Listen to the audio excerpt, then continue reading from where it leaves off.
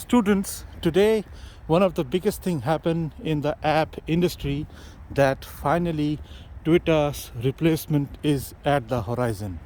Twitter that has actually showed that and Twitter actually that prevailed that only it can run or the only app can run. It has finally get completely acclimatized by a new app in the horizon, and that's name is Mastodon. So Mastodon actually has changed the way the world has to look into. So friends and students, only one person can't run the company anymore. There are many people, there are many organizations who are involved in running the company.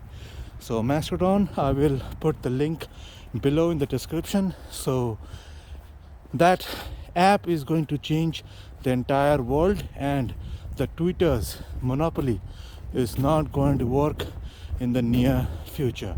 And Elon Musk must understand that it is going to stay forever in the near future, and it will not change its stand. So friends, if Elon Musk has thought that only he can run the company, he's completely or utterly wrong, because Mastodon has taken the place and is going to change the entire scenario. So Elon Musk out, Mastodon in.